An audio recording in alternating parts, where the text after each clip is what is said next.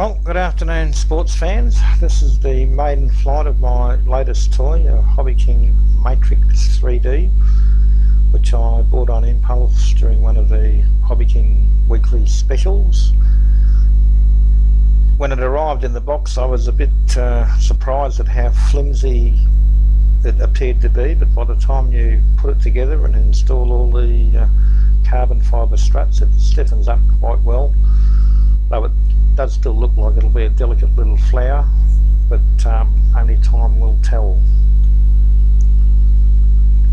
So it's been a very calm day for Canberra standards. The wind would be coming through at about 2 kilometres an hour from the direction that I'm throwing the plane here, but even that light wind affects the plane. The first thing I noticed was that the ailerons don't seem to be very effective in actually turning the plane at all.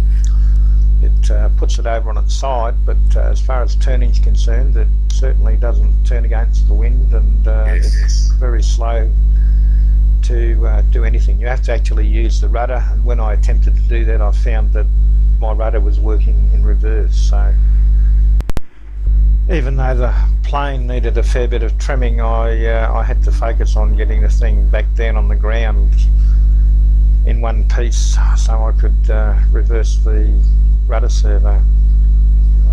So while I was mucking around, the wind gradually blew it downstream from me, and I eventually worked my way back and decided to just plonk it down in the long grass, which I did successfully eventually, and it went in nice and soft and didn't do any damage at all.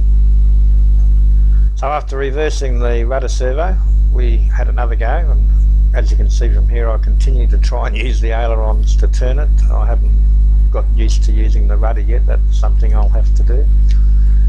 But it was a lot more manageable. I could keep it within a decent range and do at least semi-controlled circuits.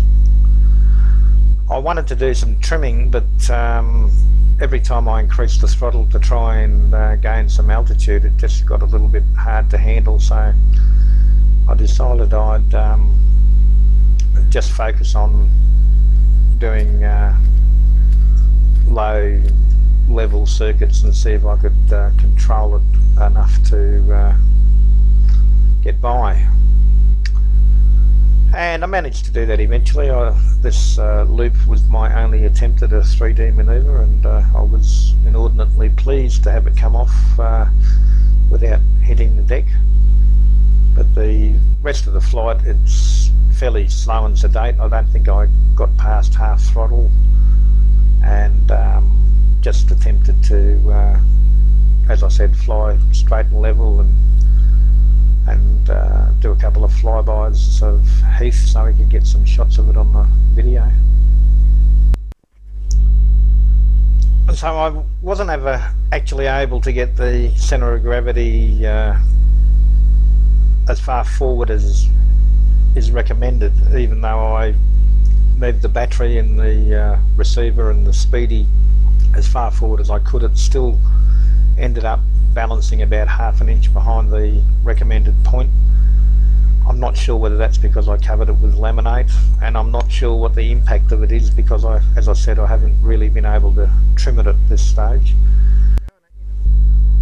It really does seem to be intended for indoor use, so I mean, I doubt that I'm going to get a nicer day to fly than what it was today, and it's just manageable at this point. So we'll just have to see how I go after a bit more practice and some trimming. But it's got potential. I wouldn't say I really dislike it at this point in time.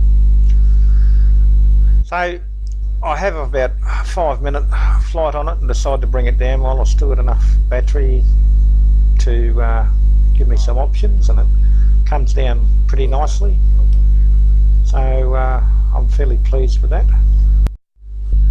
If you are thinking of getting one of these, I'd definitely recommend that you don't glue it together with CA as they recommend. I initially did and found that as I was installing the gear on the plane, that the struts were just popping out of their anchor points. So I've used some of that Hobby King foam glue. It's got a lot more flexibility and it grips a lot better, and I've reinforced that with some hot melt glue on the points where the carbon fibre spars intersect. But at this point it looks like it's potentially a lot of fun. I'll persist with it, and I expect it to get better, and yeah, watch this space.